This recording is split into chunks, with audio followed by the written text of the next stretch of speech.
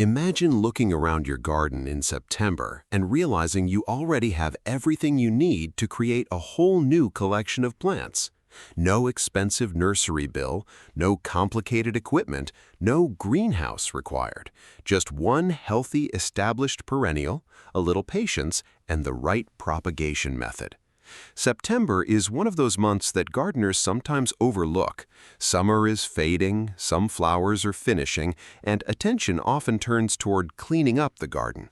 But beneath all of that, September can be an excellent opportunity to multiply many established perennials.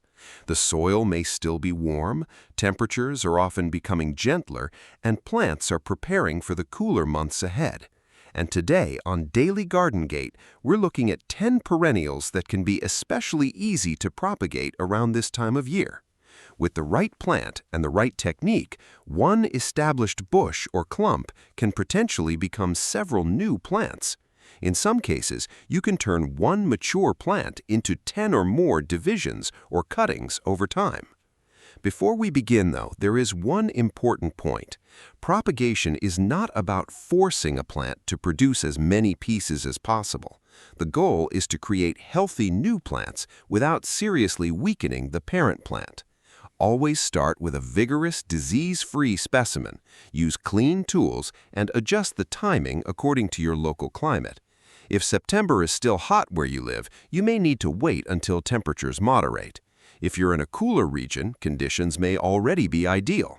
And remember that the seasons are reversed in the southern hemisphere, so always think in terms of your actual growing conditions rather than simply following the calendar. Let's start with one of the easiest and most rewarding plants to multiply. Number 10, daylilies. Daylilies are practically made for division. Once an established clump becomes large enough, you can often separate it into several smaller sections, each containing roots and growing points. This is one reason daylilies are such valuable plants for gardeners who want to expand a landscape without constantly buying new plants. The basic idea is simple. First, choose a healthy, established clump. Dig around the plant carefully, going far enough out to avoid cutting through the main root mass unnecessarily. Lift the clump from the soil, then gently separate the individual fans or sections. If the clump is extremely dense, a clean, sharp knife or garden tool may help. Each new division should have a healthy portion of roots and enough foliage to support recovery. Don't worry if the new divisions look smaller than the original plant, they're supposed to. Once planted into suitable soil and kept appropriately watered, they can establish and gradually become impressive clumps themselves. And here's the exciting part. One mature daylily can sometimes provide numerous divisions, meaning that one plant can become a whole border of plants. Number 9, hostas. If you've been watching Daily Garden Gate for a while, you already know how useful hostas can be in a garden. They're shade-tolerant, dependable, and once established, many varieties develop substantial clumps. That makes them excellent candidates for division. September can be useful for dividing hostas in regions where the weather is beginning to cool, but the soil remains workable.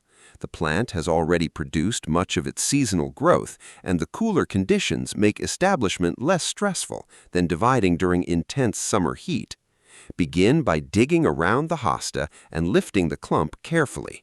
You don't necessarily need to make dozens of tiny pieces. In fact, larger divisions often establish faster. Look for natural sections where the crown separates. Each division should have roots and several growing points. Then replant the divisions at approximately the same depth they were growing before. Water thoroughly after planting and keep an eye on soil moisture while the roots become established. One large hosta can potentially give you several new plants, and over time, those new plants can become propagation sources themselves. That's how one purchase can gradually turn into an entire shade garden. Number 8. Peonies. Peonies are a little different because they're famously long-lived and don't necessarily need frequent division. But when a mature plant becomes overcrowded or you have a reason to relocate it, division can provide a way to create additional plants. The important thing with peonies is patience and precision. When dividing a peony, each section needs viable buds, often called eyes, along with roots. Don't simply cut a root into random pieces and expect it to grow. Dig carefully around the plant and lift it without unnecessarily damaging the crown. Once the soil has been removed or loosened enough to see what you're working with, identify natural sections of the crown. Each division should contain healthy roots and an appropriate number of buds. One common mistake is planting peony divisions too deeply. Their buds generally need to remain relatively close to the soil surface. If they're buried excessively, flowering can become disappointing.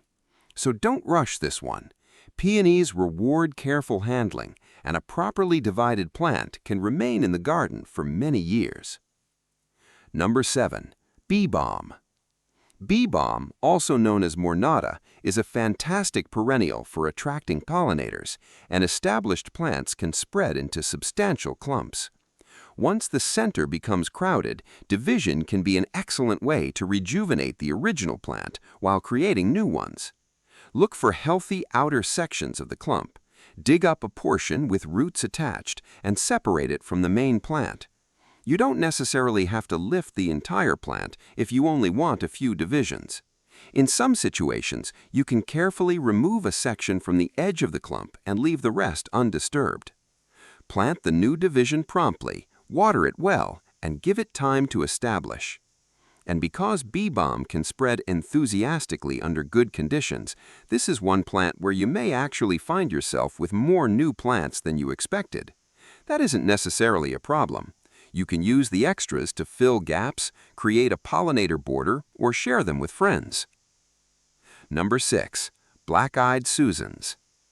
Black-eyed Susans are another excellent choice for gardeners who want more flowers without repeatedly buying plants. Established clumps can be divided, especially when they have become crowded.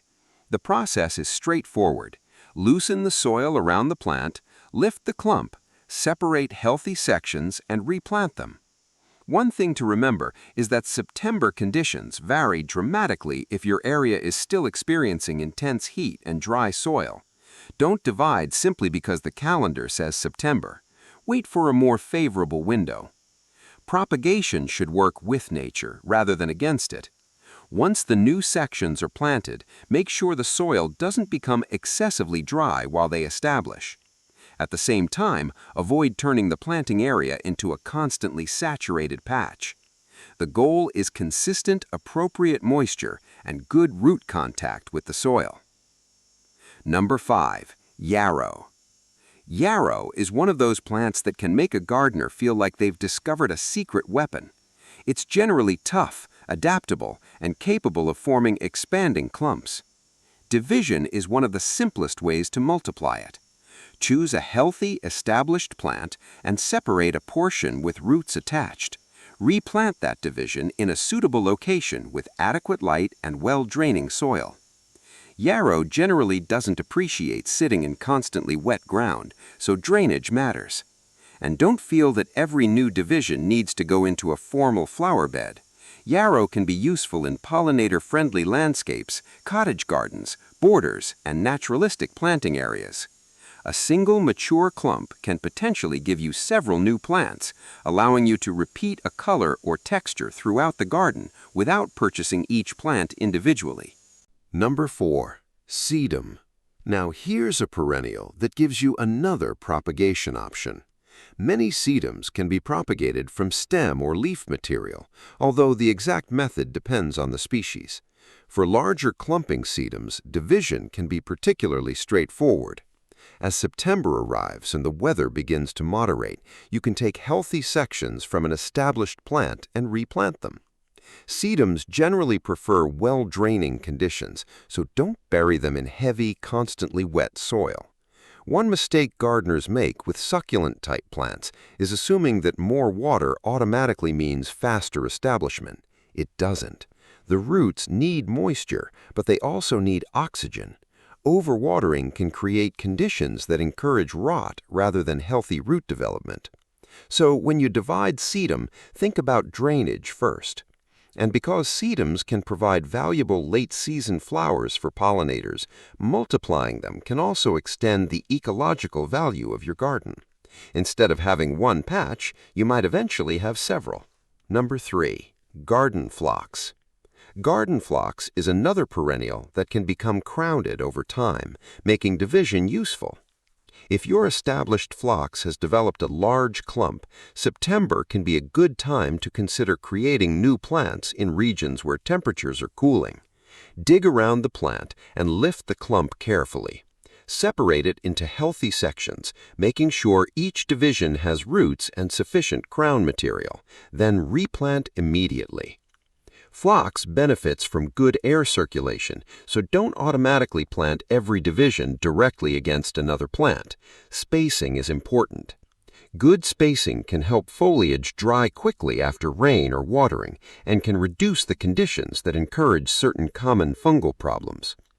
Propagation isn't just about getting more plants, it's also an opportunity to improve the layout of your garden. If an old clump was overcrowded, the new arrangement can give every plant more room to grow. Number 2. Iris. Bearded iris is another classic perennial that can be multiplied through division. In fact, many established iris clumps eventually become crowded enough that division becomes beneficial. The rhizomes are easy to recognize once you've lifted the plant. Choose healthy rhizome sections with strong growth points. Remove damaged or unhealthy portions and replant the viable pieces in a sunny, well-drained location. And there's an important planting detail here. Iris rhizomes generally shouldn't be buried deeply. They need access to sunlight and air around the upper portion of the rhizome. Planting them too deeply can contribute to poor growth and other problems, so resist the temptation to bury them like ordinary roots. One mature iris clump can provide multiple rhizome sections, allowing you to create a much larger display from a plant you already own. And if you have several colors in your garden, division can be a fun way to spread those varieties into new areas. Number 1. Mint, but with a warning. Our final plant is technically a perennial herb, and it's incredibly easy to propagate, mint. But before you get excited about filling your entire garden with mint, there's something you absolutely need to know. Mint can spread aggressively, very aggressively. That's exactly why propagation is so easy, but it's also why you should think carefully about where you plant it. Mint can be propagated through rooted divisions and other methods depending on the type. An established plant can provide several new sections, and those sections can establish rapidly under favorable conditions. But rather than putting mint directly into an unrestricted garden bed, many gardeners prefer growing it in containers or other controlled spaces. That allows you to enjoy the leaves, fragrance, and pollinator value without allowing the plant to take over areas where you don't want it. And this brings us to one of the biggest lessons about propagation. Easy propagation isn't always the same thing as desirable propagation. The goal isn't simply to produce the largest possible number of plants. The goal is to produce healthy plants that you actually have somewhere to grow. How to turn one plant into 10. Now let's talk about the title of this video. How can one bush potentially become 10 plants? The answer is division. Suppose you have a mature perennial with a large, healthy crown. Instead of thinking of it as one plant, look at the structure underneath the soil. A mature perennial may have multiple growing points connected through a root system. When you carefully separate those sections, each viable piece can potentially become a new plant. But don't force the numbers. If a plant naturally gives you 5 strong divisions, 5 healthy plants are far better than 10 weak pieces. The same principle applies to cuttings. If you're propagating from stems, use healthy material and avoid taking so much from the parent plant that you compromise its health. Propagation is a balance between multiplication and preservation. Your original plant is your investment. Take care of it. The September propagation mistakes to avoid. One of the biggest mistakes is propagating during unsuitable weather. September may mean cool evenings and gentle temperatures in one location, but heat waves and dry conditions somewhere else. Don't divide plants simply because a video told you September is the month to do it. Look at your actual conditions. Another mistake is using dirty tools. Clean tools help reduce the chance of transferring pathogens from one plant to another. A sharp tool is also preferable because it can make cleaner cuts when division requires cutting through a dense crown or root mass. Another mistake is letting divided plants sit around with exposed roots for a long time. Prepare the new planting area before you start dividing. That way, once the plant is separated, you can get the pieces into the soil promptly. And finally, don't neglect watering. New divisions have experienced a disruption to their root systems. They need time to establish new roots and reconnect with their new environment. Give them appropriate moisture, but don't assume that constant saturation is helpful. The secret is in the roots. Here's something every gardener should remember. When you're propagating perennials, don't focus only on what you see above the ground. The real foundation of your new plant is underneath. A piece with beautiful leaves but inadequate roots may struggle. A smaller-looking division with a strong root system may establish surprisingly well. So when dividing plants, examine the roots. Look for healthy, viable material. Remove obviously damaged or unhealthy sections where appropriate, and make sure each new division has enough root and crown structure to support itself. This is especially important if you're tempted to create as many plants as possible. 10 tiny, struggling pieces aren't necessarily better than 5 strong divisions. Garden propagation is not a numbers competition. Healthy plants are the goal. Give your new plants a good start. Once you've created your divisions, don't immediately forget about them. New plants need attention during establishment. Prepare the soil before planting. Break up excessively compacted ground. Improve the planting area where appropriate, and make sure drainage suits the plant. Place each division at the correct depth. This is particularly important for plants such as iris and peonies, which have specific planting depth preferences. Then water thoroughly after planting so the soil settles around the roots. After that, monitor the moisture rather than blindly following a watering schedule. If the soil remains damp because of rainfall, you may not need additional water. If conditions are unusually dry, you may need to provide supplemental moisture. The plant will tell you more than the calendar will. Don't forget to label everything. Here's a simple habit that can save you a lot of confusion. Label your new plants. If you're propagating multiple varieties, it's incredibly easy to forget which one is which. A simple plant label can tell you the variety, propagation date, and any other information you want to remember. This becomes especially useful the following spring when everything begins growing again. You may look at a group of small plants and think, which one was the purple variety? A label answers the question immediately. And if you're experimenting with propagation methods, record what you did. Which plant was divided? How many sections did you create? Where did you plant them? How did they perform? That information becomes increasingly valuable as you gain experience. One plant can change your whole garden. This is why propagation is so exciting. You don't always need a bigger budget to create a bigger garden.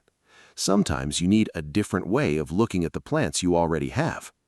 That mature hosta isn't just one hosta. That daylily isn't just one daylily. That bee balm isn't just one patch. They're potential sources of new plants. With patience, careful division, appropriate cuttings, and good aftercare, your garden can gradually reproduce itself. And there's something especially satisfying about looking across a flower bed and knowing that many of the plants began as tiny pieces from something you already grew. Final thoughts. So if you're walking through your garden this September and wondering what you should do next, don't immediately reach for the fertilizer or start cutting everything back. Take a closer look. Which perennials have become crowded? Which plants have developed large, healthy clumps? Which areas of your garden could use more color next year? You may already have the plants you need. Daylilies, Hostas, Peonies, Balm, black-eyed Susans, Yarrow, Sedum, garden phlox, iris, and mint can all offer propagation opportunities, although the ideal method and timing vary by plant and climate. And remember, the phrase 10 plants free from one bush is a possibility, not a guarantee. Some plants will divide beautifully into many sections, while others are better divided into only a few strong pieces. Don't chase the number. Chase healthy roots. Chase strong plants. Chase a garden that becomes more beautiful every year. Because the real magic of propagation isn't getting something for nothing. It's learning how to take what your garden is already giving you and turn it into something new. So before you finish your September garden work, walk through your beds one more time. Look at those mature perennials. Look beneath the foliage. Find the plants that have grown large, healthy, and crowded. One of them might be the beginning of 10 new plants. And if this video helped you see your garden a little differently, make sure you're subscribed to Daily Garden Gate for more practical gardening tips, seasonal plant care, propagation ideas, and simple ways to grow more from the garden you already have. Your next garden expansion might not require a trip to the nursery. It might be waiting right beneath your feet.